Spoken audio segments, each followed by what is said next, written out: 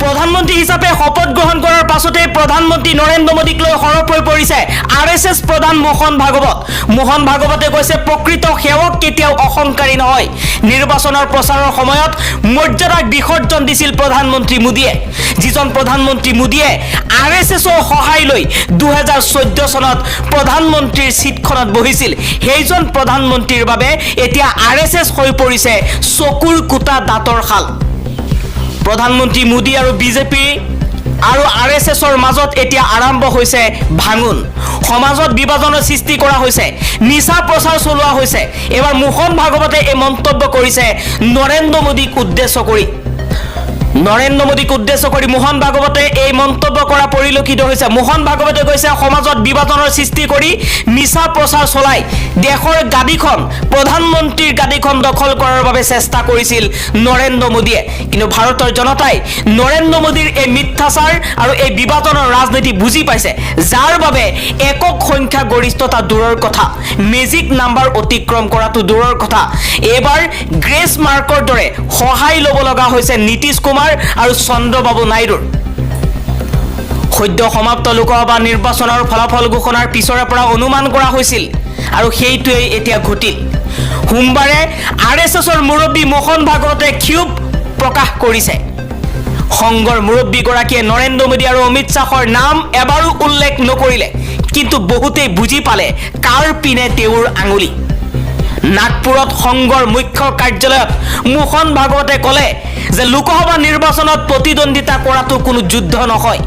ভাগৱতৰ ভাষাত প্ৰচাৰত ইজনে সিজনৰ বিৰুদ্ধে যি ধৰণে সমালোচনা কৰিছে, সেইটোৱে সমাজত সংঘাতৰ পৰিস্থিতিৰ সৃষ্টি কৰিব পাৰে। তাৰ প্ৰতি কোনো লক্ষ্য ৰখা হোৱা নাছিল। আৰএছএছৰ সংগঠনকো বিনা কাৰণত টানি অনা হৈছিল। প্ৰযুক্তিৰ সহায় লৈ মিছা কথা প্ৰচাৰ কৰা হৈছিল। আধুনিক প্ৰযুক্তিৰ ব্যৱহাৰ কৰা হৈছে কেৱল মিছা প্ৰচাৰৰ বাবে। পৰৱৰ্তী খবৰ, 2026 চনৰ নিৰ্বাচনত মুখ্যমন্ত্ৰী পদৰ প্ৰাৰ্থী হ'ব পাৰে গৌৰৱ গগৈ। 2026 চনৰ বিধানসভা নিৰ্বাচনত সন্মুখৰ পৰা নেতৃত্ব দিয়াৰ ইচ্ছা থকা বুলি তাৎপৰ্যপূৰ্ণ মন্তব্য কৰিছে গৌৰৱ গগৈয়ে। 2026 চনত বিধানসভা নিৰ্বাচনত গৌৰৱ গগৈয়ে হ'ব কংগ্ৰেছৰ মুখ্যমন্ত্ৰীৰ প্ৰাৰ্থী। আন এটা খবৰ, আজি বিধায়ক পদ ত্যাগ কৰিলে ৰকিবুল হুছেইনে। সাংসদ হিচাপে জয়ী হোৱাৰ পাছতেই বিধানসভাৰ অধ্যক্ষক দাখিল কৰিলে পদত্যাগ পত্ৰ। দেৱব্ৰত শইকীয়া সহ কংগ্ৰেছৰ বহুতো নেতাই সংগ দিলে ৰকিবুল হুছেইনৰ। অসম এৰি এতিয়া সংসদলৈ যাত্ৰা কংগ্ৰেছ নেতা ৰকিবুল হুছেইনৰ। চামগুৰি বিধানসভা সমষ্টিৰ পৰা তেওঁ কেইবাবাৰো বিধায়ক হিচাপে নিৰ্বাচিত হৈছে আৰু অৱশেষত ধুবুৰী লোকসভা সমষ্টিৰ পৰা কংগ্ৰেছৰ প্ৰাৰ্থী হিচাপে সাংসদ হিচাপে নিৰ্বাচিত হোৱাৰ পাছতেই অসম এৰি এতিয়া গমন কৰিছে দিল্লীলৈ। আন এটা খবৰ, বিজেপিৰ আইটি সেলৰ ৰাষ্ট্ৰীয় আহ্বায়ক অমিত মালব্যৰ বিৰুদ্ধে যৌন নিৰ্যাতনৰ অভিযোগ। পশ্চিমবংগৰ পঞ্চতাৰকাযুক্ত হোটেল আৰু বিজেপি কাৰ্যালয়ত মহিলা নিৰ্যাতনৰ অভিযোগ উত্থাপন কৰা শান্তনু সিনহাৰ বিৰুদ্ধে মানহানিৰ গোচৰ অমিত মালব্যৰ। এক ডাঙৰ খবৰ জনাই আছো, এতিয়া বিজেপিৰ আইটি সেলৰ মুৰব্বীগৰাকীয়ে মহিলাৰ সৈতে যৌন নিৰ্যাতনৰ লগত জড়িত হৈছে। দেশখন কোনটো দিশত গতি কৰিছে? বিজেপিৰ আইটি সেলৰ ৰাষ্ট্ৰীয় আহ্বায়ক অমিত মালব্যৰ বিৰুদ্ধে যৌন নিৰ্যাতনৰ গুৰুতৰ অভিযোগ। পৰৱৰ্তী খবৰ, ছাত্ৰ ছাত্ৰীক অন্ধকাৰলৈ ঠেলি দি শিক্ষামন্ত্ৰী আছে শুই। এইবাৰ অসমৰ শিক্ষা খণ্ডক লৈ এক ডাঙৰ প্ৰশ্ন উত্থাপন হৈছে। অভ্যাসন মূল্যায়ন বহিৰ পৰা বঞ্চিত হৈছে অসমৰ 50 লক্ষাধিক শিক্ষাৰ্থী। এবাৰ কংগ্ৰেছে অসম চৰকাৰৰ শিক্ষা বিভাগক লৈ এই মন্তব্য কৰা পৰিলক্ষিত হৈছে।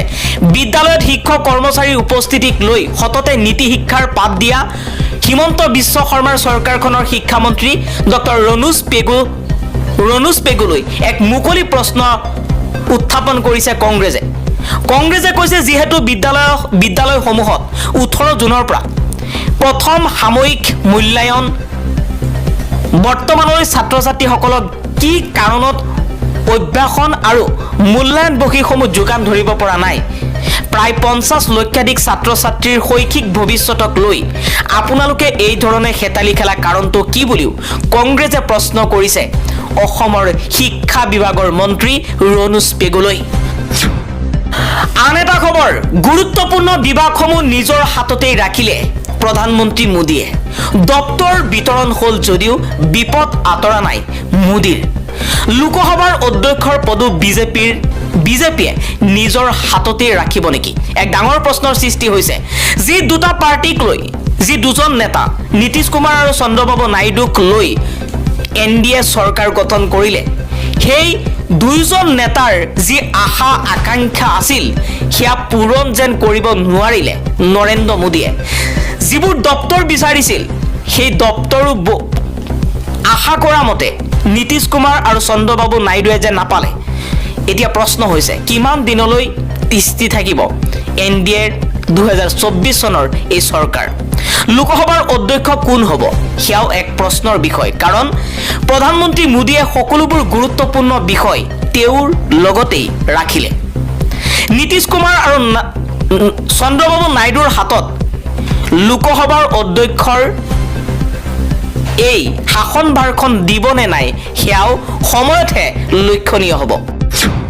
পৰৱৰ্তী খবৰ, মণিপুৰ অশান্ত হৈ আছে আৰু প্ৰধানমন্ত্ৰী নৰেন্দ্ৰ মোদীয়ে মণিপুৰক লৈ এটা মাতো মাতা নাই। এটা বছৰে মণিপুৰে শান্তিৰ অপেক্ষাত আছে।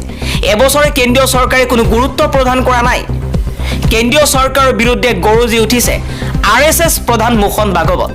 মোহন ভাগৱতে কৈছে মণিপুৰবাসীয়ে অপেক্ষা কৰি আছিল প্ৰধানমন্ত্ৰী মোদীৰ আৰু শান্তি বিচাৰিছিল, কিন্তু মণিপুৰক লৈ কোনো গুৰুত্বই নিদিলে প্ৰধানমন্ত্ৰী মোদীয়ে।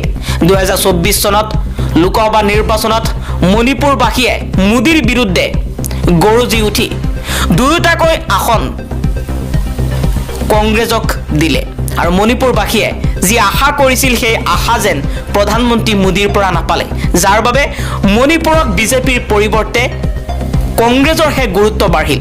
দুটাকৈ লোকসভাৰ আসন আগতে বিজেপিৰ দখলত আছিল, কিন্তু এতিয়া মণিপুৰৰ জনতাই প্ৰধানমন্ত্ৰী নৰেন্দ্ৰ মোদীৰ প্ৰতি থকা ক্ষোভৰ অৱসান ঘটাই দুয়োখন আসন কংগ্ৰেছৰ হাতত যেন অৰ্পণ কৰিলে আৰু অৱশেষত মণিপুৰক লৈ মাত মাতিলে RSS প্ৰধান মোহন ভাগৱতে।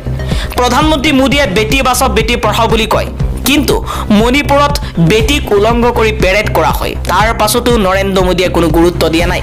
সমগ্ৰ দেশে দেখিলে মণিপুৰৰ এই ঘটনা। মণিপুৰত নাৰী নিৰ্যাতন, নাৰীৰ ওপৰত অত্যাচাৰ আৰু উলংঘ কৰি যি অত্যাচাৰ কৰা হৈছিল সমগ্ৰ বিশ্বই দেখিলে। তাৰ পাছতো ভাৰতৰ এখন অংগ ৰাজ্য মণিপুৰক লৈ এষাৰো মাত নামাতিলে প্ৰধানমন্ত্ৰী মোদীয়ে। চৰকাৰ গঠনৰ 24 ঘণ্টাৰ ভিতৰতেই মণিপুৰক লৈ সৰব হৈ পৰিছে RSS প্ৰধান মোহন ভাগৱত।